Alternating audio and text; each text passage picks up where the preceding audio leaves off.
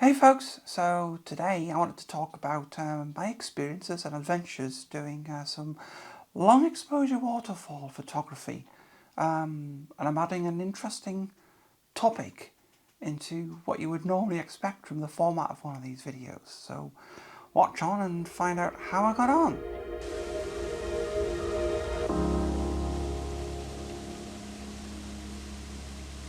So before I get into all the technical stuff about how you go about taking photographs of waterfalls, I wanted to talk about safety. And luckily I don't have any footage of this because you'd have a right laugh in some respects, but it is quite a serious thing, is safety. Waterfalls can actually be quite dangerous places. Although the water's shallow, it's quite easy to drown. They're often very slippery, and to my detriment and experience, I discovered when you become complacent, as I was when I'd finished photographing the waterfall, I was trying to photograph some birds. I was sort of starting to hop around on the rocks to get closer to a bird.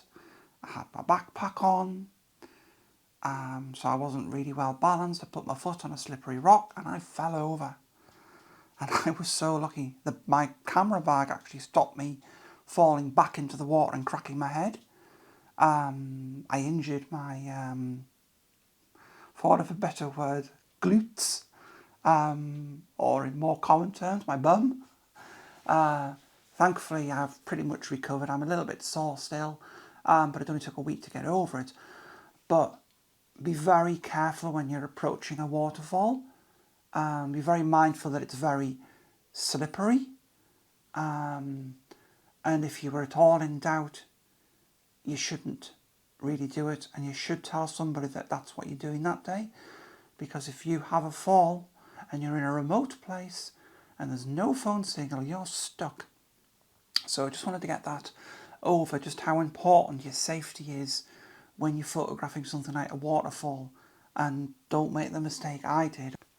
So let's talk about the equipment that you're going to need. Now, I'm not going to go into every item you need because it's a given that you need a camera and a memory card. You get the drift. So I'm just going to go into the extra items that you're going to need to do this. So you're going to do long exposure, so you're going to have your camera on a tripod. You can try hand holding it, but not a good idea.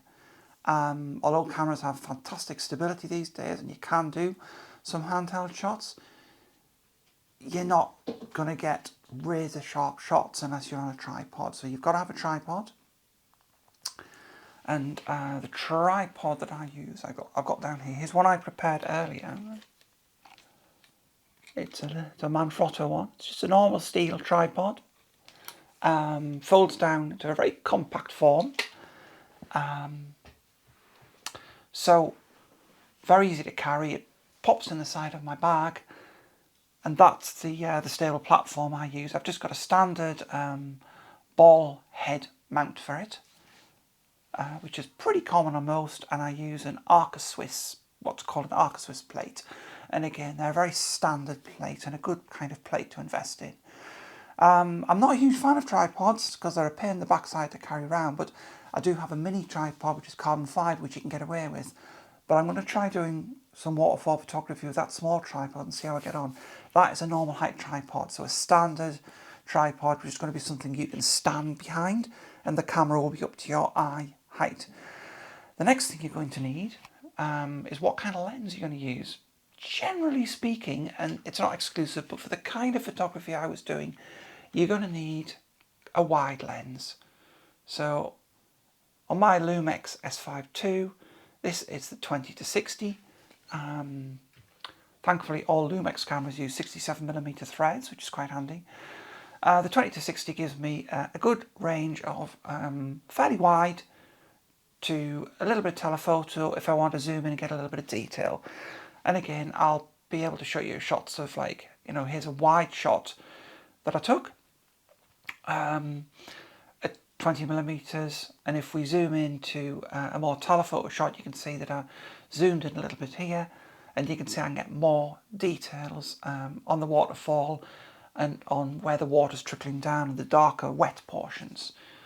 In fact, you'll actually find that you'll glean more detail about the wet portions of the image, but we'll go into that with regards to techniques and how you actually yield the exposure.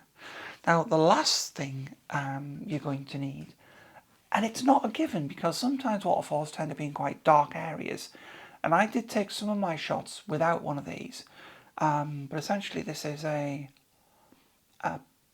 this is a 2-in-1. This is a 7-stop, 3 to 7 stop ND filter with a polarizer on the front.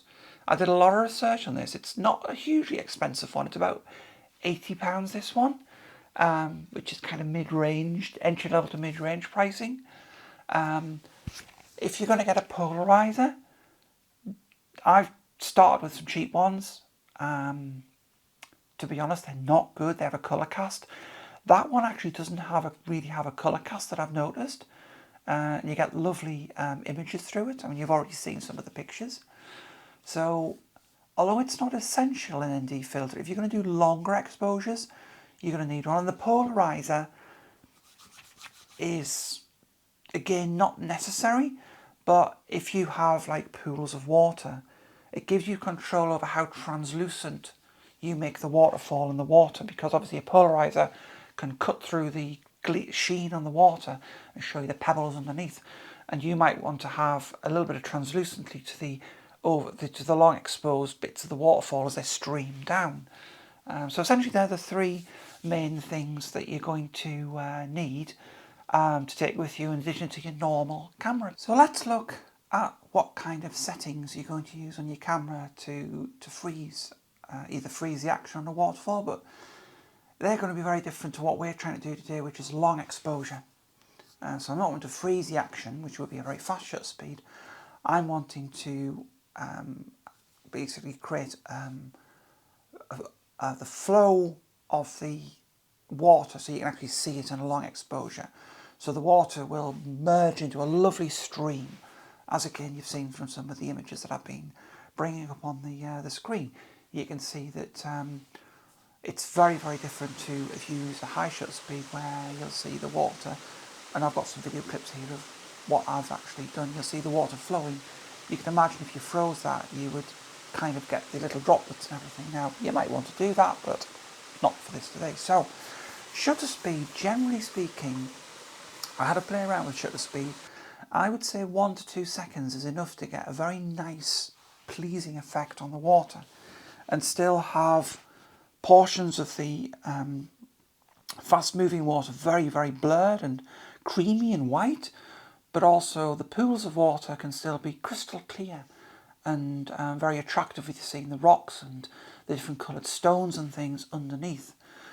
If you did longer exposure, you'd find that the milky effect would start spreading out everywhere. You'd see all the foam as the water hit the larger pools, and it would spread out. And you can experiment. There's no set rule for the shutter speed. Generally speaking, anything over about 1/4 of a second, 1/4 of a second is going to be enough to cause blur in the water. In fact, 1/8 would probably be okay, but I found that 1 to 2 seconds was about the sweet spot for what I was trying to do.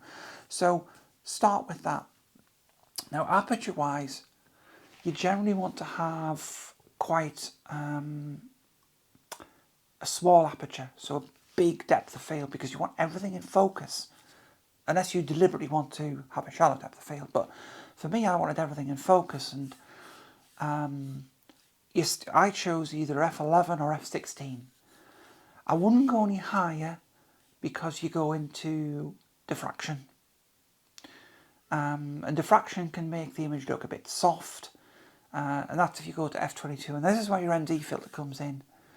Your ND filter, what you find is that you can't expose the image correctly, even at f16 if it's bright. Now, I was quite lucky. On the morning I went to the waterfall, it wasn't very bright, so I actually didn't need an ND filter. Or when I did put the ND filter on, I only needed 3 stops, and I was still having to crank the ISO up a bit, so in the end I took the ND filter off, didn't need it. but I've got an ND combined with polarizer, so I lost the ability to polarize. One of the downsides of having that type of filter. But when I came back in the afternoon, I was finding that there was bright sunlight coming in, and we'll talk about light later on, but light makes quite a bit of a difference, not just to the composition and the look of the image,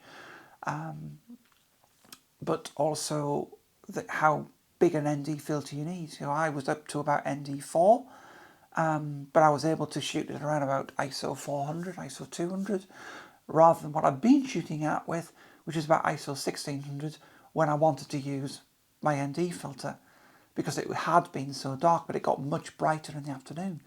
And the brightness really made a difference, as you can see from this picture here, to the images that I'd actually been taking. In fact, it brought them to life. So, as I say, we'll talk about that later. So ISO, don't be afraid to lock it up a little bit, because you want to try and expose the dark areas, but equally you want to control your highlights, because you'll see from the image I've taken, I haven't had too much contrast of light in the images, so I've been able to expose the little foresty bits in the background and bring up the shadows and not have too much noise in the image. Now this is where modern software like Lightroom come in with denoise. It's quite easy to remove low light noise and add a little bit of extra sharpening now. It's incredible what you can do with the AI tools. But for the most part, I was only shooting at about ISO 1600 top for what I was doing, so there wasn't really a lot of noise to start with, so there wasn't much in that respect to clear up. So generally speaking, that's what you're going to need for your exposure. Now continuing on with settings, now looking at the settings for the camera with regards to actually how you get the exposure right, because it's one thing for me to say, oh, use 2 seconds, ISO this, but it's quite difficult to do long exposures, especially when you're using an ND filter, because it can be, the image can look quite dark on the display and it can be quite hard to see. Having said that, modern mirrorless cameras are pretty amazing at seeing through the filter and actually simulating the exposure. In fact, my Lumix has a trick up its sleeve, and it not only can it simulate the exposure, but it can also simulate the look of the exposure. So not only will it simulate the actual exposure level, how bright, how dark it is, you know, it will actually show me that what the long exposure is going to look like. It's very clever. The only downside of it is that when you move the camera, the frame rate is very, very low. The longer the shutter speed, the lower the frame rate is. So you need to turn it off, compose the image, which means changing your settings. And that's why some people use tools to do it, because they find that they compose the image and then they've got settings for the camera without the ND filter on. Then they put the ND filter on and go, oh, I've got to read. And you can use a tool to calculate. So if you've got a 7-stop ND filter, you dial that into the app, and it'll tell you to notch your camera to this setting when the ND filter's on. But with a variable, it's a bit more tricky, because they're not exact. They're not a 5-stop. You know, you could turn it to 3.5 stops or 3 3/4 stops. So I tend to cheat. I tend to use and trust the camera's exposure meter, and I will compose up the shot, and it's a variable ND, so I can sometimes just open up the ND or turn up the ISO, or quickly flick the camera to auto ISO so it flashes up the exposure to a different level. But either way, the way I do it is I'll use the camera's exposure meter, the camera's exposure simulation, to get a good look of what the image is going to look like, and then I can take the shot. With older cameras you might not be able to do that, but I can only talk for the cameras I used. I haven't used a DSLR for a long time, and on those cameras there, unless they have a way to lock up the mirror, it can be a lot more difficult to see the exposure simulation. But the advent of mirrorless cameras has made long exposures a lot easier, so it's very easy for me to actually see what the actual exposure is going to be like. Now, I thought I'd talk about focusing as a separate subject, although it is technically part of the camera settings. So there are a few other settings with regards to assisting you focusing. First of all, if you have IBIS, in-body stabilization in your camera, turn it off because it can affect the focus. Because if you as you set the camera on the tripod and you press the shutter, it's going to wobble.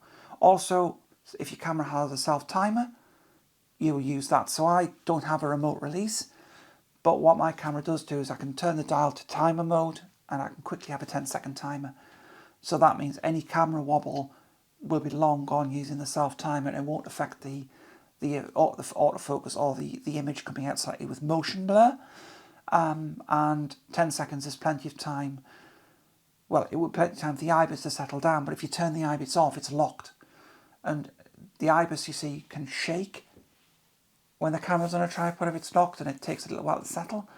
So it's actually, the IBIS is detrimental when you're taking long exposures. So turn your IBIS off if you've got that. So moving on to focus anyway, you've probably best off setting single point autofocus. If your camera supports touch autofocus, use that. And I just tend to have either pinpoint or zone, where I can touch the focus and where I want it to be in the frame, and then half press the button to lock the focus, and then press to take the picture, and the self timer counts down and the picture's taken, and the camera's rock solid on the tripod. And single point is just going to give you that fine focus over the exact point that you're going to touch your finger on, or use your joystick to move to that portion of the image.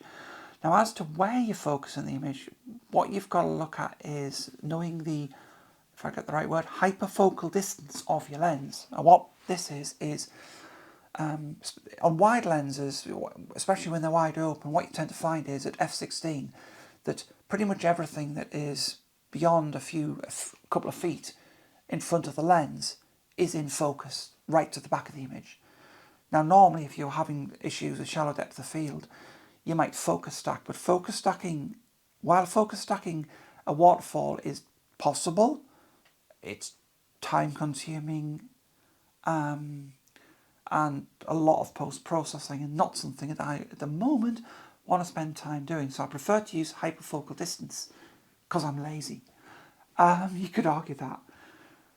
So I tend to focus in the middle of the image. So I'll have a look at, so I'll bring an image up, you'll see that in this image there's rocks in the foreground.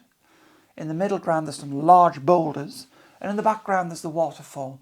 And I focused on the boulders towards the back. I also focused on the waterfall at the back on some images, and I couldn't tell the difference. I didn't try focusing right at the front, but I know if I focused at the items at the front, that the waterfall will be slightly soft at the back, because the rocks at the front are probably right on the cusp of the hyperfocal distance of everything being focused. So if I focus on the things in the foreground, it's more likely that the background, the trees and the distance are going to be out of focus slightly. But by focusing a little bit further back into the scene, maybe at the rocks or at the waterfall itself, I can pretty much get everything in sharp focus, and that's what hyperfocal distance is. And basically, you have to go on the manufacturer's website. I believe there is another app you can download for your phone that can calculate the hyperfocal distance of each lens. So you've got to calculate the hyperfocal distance, and then once you've done that, you know that anything that is beyond, say, for want of a better word, say it was 2 feet with my lens, anything beyond 2 feet at f/16 is in focus. And that's how you get the image sharp, without messing around with taking 5 different exposures using focus bracketing and then having to combine them later in post-processing and deal with the fact that it's a long exposure, so it's even harder to combine them. It's not impossible, but it's a lot harder. So essentially that's what I do with regards to the autofocusing. I'll use the touch autofocus on the touch screen. Very much use the screen rather than the viewfinder, because the camera's on a tripod. The touch screen is very important. I'll use either zone or single point depending on how large the area is I'm focusing on. Single point sometimes needed if it's very small, because zone sometimes picks up the wrong thing. You want single autofocus so that when the camera has locked focus, it's not going to try and adjust it, and your IBIS needs to be off. And that's it for our autofocus. So last we come on to light, and I'll show you some of the pictures that I took. This is one of the pictures I took in the morning where it was overcast and the light was even. And these pictures can work quite well as monochrome, and this is one of the ones I did, it was monochrome. And if the light's quite even, there's not much going on, but by stylising the image and making the rocks almost like coal, it worked. But it does create quite a flat image, and I find that just a little bit of light makes a huge difference. And here's an image where the sun kept popping out from behind the clouds, but it was lovely soft dappled light mid-afternoon coming through the trees, and it was just lighting up some of the rocks and glinting off the moss and in the water, and that's what you're looking for. And when I got that light, it just brought the scene to life, and it was illuminating the trees at the back, and I was getting all sorts of shades of greens back there, and it was just incredible. And I got some, for pretty much a first time doing waterfalls with a proper digital SLR camera, mirrorless camera, because last time I photographed waterfalls, I think I did a stream years ago when I did some hiking with the original Lumix S5. But prior to that, I can't remember actually doing much in the way of long exposure or waterfalls. So I thought I wanted to do a waterfall. So this is the first time I've done it, and you can see that the light makes a huge difference. Now, if the light's really strong, you'll notice on some of the very bright areas where the water's flowing over and you get the creaminess, that it can sometimes overexpose there, and that's difficult to control that, because as the light's changing during the exposure, you can sometimes get that changing. That's why I'd like to go back and try a different technique, which is only available on some Lumix cameras, which is live view composite, but the firmware update for that has not come out yet. So my S5 II here gets a firmware update for live view composite. I think Olympus cameras do it. And what that does is it creates a long exposure by building up normal exposures. Very different. A lot easier to do, and if you're a JPEG shooter, a lot easier to create an image that's just out of camera. So we're going to see how that, in another video in the future, compares to this. But I digress. Going back to light, try and get a little bit of light on the scene if you can. Sometimes, you've just got to play it by ear and watch the light as it forms and take the pictures. Remember, you're taking long exposures, so you can't react straight away because the shutter's going to be up for 2-3, couple of seconds. But I did find that I thought the shots, and please discuss in the comments below. Let me think, what shot do you like? Did you like a shot like this, which is taken in the morning where the light was quite flat? Or do you prefer a shot like this, which was taken in the afternoon where the light was much stronger but varied, and it was very pleasing afternoon light. The sun was dropping in the sky a bit and it was pushing through the trees, so it was quite diffuse, but it really just sort of lit it up. As I say, that was the afternoon where it was starting to light up, and I even managed to get a couple of shots of some birds that I was like, oh, I quickly put the long lens on and went after some birds, and I fell over on my backside. And that's what I talked about at the start. So I'm not saying this is a definitive way to do photographs. It's the way I found as somebody who's relatively new to trying this again. I mean, I've done photography for years, and I've done long exposures before, but when I looked back at one of my old long exposures, I managed to rescue it with AI and make it look really presentable, but I didn't use a very good tripod. In fact, I think I balanced the camera on a rock, and it was a long exposure up at Dunstanburgh Castle, and it's a place I'd like to revisit, Dunstanburgh Castle, actually, to do some more long exposures. So if you're in the UK, look up Dunstanburgh Castle and Google images of it, and you'll probably find some quite interesting ones. This is the image I actually took of it, which I've sharpened and tried to rescue, as it wasn't the best, but it was taken on a Canon EOS 70D, and it was because I didn't have a tripod and I didn't really know what I was doing, and it was about 10 years ago I took it, and I always wanted to go back and do that shot, and I haven't been back to that place for years. So there's lots of different places you can do these long exposures. And for that one, I'll be trying out my mini tripod as well, because I won't need a big tripod, because I know where you sit to do that picture. You sit on a rock, and you need a very low down tripod. So I'll probably go back and revisit that, and we'll do that in another video as I sort of continue this series on sort of different genres of photography. But I do want to do the live view composite, because I think to the people who watch me who like to do in-camera processing, the JPEG shooters out there, this video probably won't appeal to you as much, because you're like, oh my god. But you can just do it, you know, you don't have to process the pictures afterwards. You can equally shoot this this long exposure as the JPEG. It's just that you really have to nail it in camera. But if your camera's got a good exposure simulation, then you can absolutely nail it in camera. You know, if you get the ISO right, the light right, very little post-processing is needed on a long exposure. The only one that I had to really edit hard, and I'll bring it up again as one you've seen before, is the one where I made the rocks look like coal, and I really enhanced the white streams of the water because I wanted incredibly strong contrast.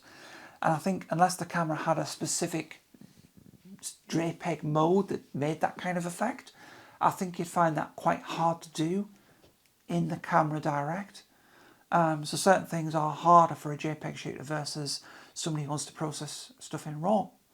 And talking about RAW processing, I do want to show people how I edit my bird photography in an upcoming video as well. So to finish off, I hope you enjoyed that video. As I say, sorry I haven't done a video for a while, and I've just uploaded a few sort of test videos when I was trying stuff out. I've just been busy with life. I even managed to complete, despite having a sore backside from my fall, running a Couch to 5K, which some of you not have heard of, is a running challenge over 9 weeks, and it completes my recovery from, if you look back on some of my older videos, you'll know that I got seriously ill with pneumonia 21 months ago. I was in hospital, and I am now pretty much fully recovered from that, and I've already climbed one small mountain, and I'm hoping later on this month to climb a large mountain, so watch out for that video as well coming, because I'm going to vlog my adventure up the mountain. I'll probably go back to the lakes. I'm thinking about doing a mountain called Cat's Pals, but it's beautiful scenery up there, all the tarns and what have you. But I'm really wanting to do that and just bring you along on the adventure. It's not going to necessarily be specifically photography centric, but there will be lots of pictures taken, and I'll probably take all my lenses with me that I can. I'll have a long lens in case I get any of those fighter jets to fly over. You never know, it might be a bird of prey. So anyway, just to give you a little feeling of what's been going on over the last month. Busy running, and getting my fitness strong enough so I can start doing potentially POV walks again with street photography. I know a lot of people started following me because I did the POV walks, and I can now get back into street photography. Also, my X-T5 has been away for repair, and it still is. I don't know when I'm getting it back. Unfortunately, the eye sensor stopped working, and it's been with Fujifilm for the last 2.5 weeks. It's hopefully coming back next week, but it might take longer. I don't know. So I've only got one camera at the minute, so I'm having to juggle things around. I've got my little ZV-1, but I've only got one serious camera, which is my S5 II, which is being used for it's getting hammered for absolutely everything at the minute that I'm doing. So again, no film simulation videos at the minute because I've got nothing to do film simulations on. Anyway, thank you for watching, and remember, be safe when you photograph waterfalls, Don't make the mistakes I did. Be careful. There are lots of other ways of photographing waterfalls from the past. You don't have to go trumpling up like I did. So learn by the mistake I did, and be very safe when you do it. Anyway, I hope you enjoyed the video, and I will see you all next time for some more exciting videos. Catch you all later, folks. Bye.